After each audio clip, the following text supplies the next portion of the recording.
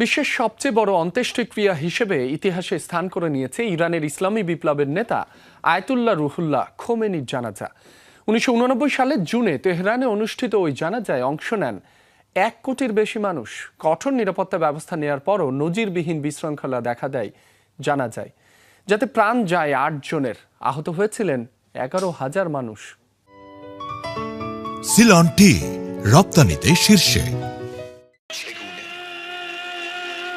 ১৯৮৯ সালের ৬ জুন সকাল থেকেই তেহরানের রাজপথ পরিণত হয় মানুষের সমুদ্রে।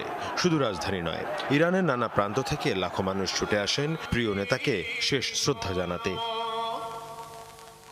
আয়াতুল্লাহ রুহুল্লাহ খোমেনির মরদেহ বহন করছিলেন বিপ্লবী গার্ডের সদস্যরা, অন্যদিকে মাথার বুক চাপড়ে শোক প্রকাশ করছিলেন লাখো মানুষ।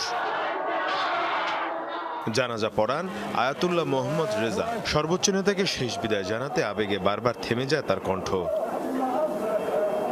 জানাজা শেষে কাঠের কফিনে মরদেহ তুলে বেহেশতে জাহরা কবরস্থানের উদ্দেশ্যে যাত্রা শুরু হয়, কিন্তু এরপরই ঘটে ইতিহাসের অন্যতম নাটকীয় ঘটনা। প্রিয় নেতাকে শেষবারের মতো ছুঁয়ে দেখতে লাখো মানুষ একযোগে ছুটে যায় খোমেনির কফিনের দিকে। ভিড়ের চাপে নিয়ন্ত্রণ হারিয়ে ফেলেন নিরাপত্তা কর্মীরা।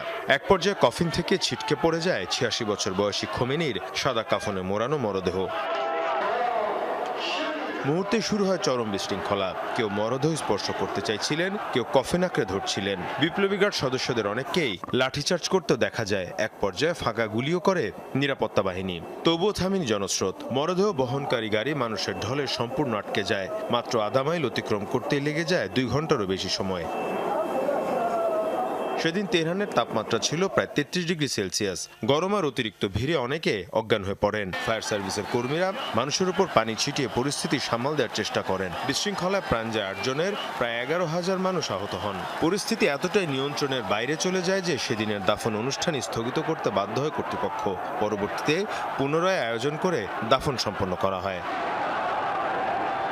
ইতিহাস বলছে সেই জানাজায় অংশ নিয়েছিলেন ১ কোটির বেশি মানুষ, অর্থাৎ সে সময় ইরানের মোট জনসংখ্যার ৬ ভাগের ১ ভাগ। এই রেকর্ড এখনও বিশ্বের বৃহত্তম অন্ত্যেষ্টিক্রিয়া হিসেবে গিনেস ওয়ার্ল্ড রেকর্ডসে স্বীকৃত।